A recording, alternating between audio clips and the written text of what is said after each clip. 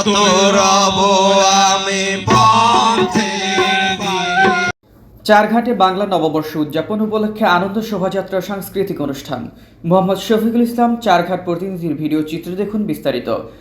সারা দেশের ন্যায় রাজশাহীর চারঘাটেও বাংলা নববর্ষ উদযাপন উপলক্ষে বর্ষবরণ আনন্দ শোভাযাত্রা, পহেলা বৈশাখীতে গ্রামীণ মেলা ও সাংস্কৃতিক অনুষ্ঠান অনুষ্ঠিত হয়েছে।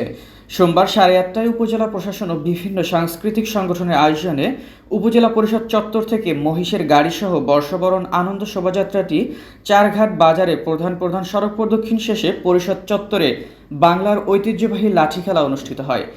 এ সময় উপস্থিত ছিলেন উপজেলা নির্বাহী অফিসার জান্নাতুল ফেরদৌস, উপজেলা সহকারী কমিশনার আরিফ হোসেন, উপজেলা কৃষি কর্মকর্তা আল মামুন হাসান, চারঘাট মডেল থানা অফিসার ইনচার্জ মিজানুর রহমান, উপজেলা স্বাস্থ্য ও কর্মকর্তা তৌফিক রেজা, সিনিয়র উপজেলা মৎস্য কর্মকর্তা আসাদুজ্জামান, উপজেলা মাধ্যমিক একাডেমি সুপারভাইজার রাহিদুল ইসলাম, উপজেলা প্রকল্প বাস্তবায়ন কর্মকর্তা ফরহাদ লতিফ, উপজেলা বিএনপি সহ সভাপতি আকবর আলী, বাংলাদেশ জামায়াতে ইসলামী উপজেলা শাখার সাধারণ সম্পাদক আইয়ুব আলী সহ বিভিন্ন দপ্তরের কর্মকর্তা, শিক্ষা প্রতিষ্ঠানের প্রধান শিক্ষক, ছাত্রছাত্রী, স্কাউট দল, শৃঙ্খলা বাহিনী ও সাংবাদিক সদস্যরা।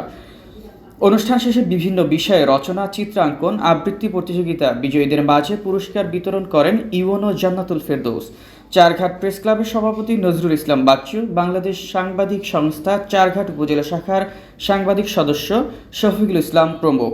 বেঁচে দেওয়া লাগবে না, লাগবে না, দরকার নয় না।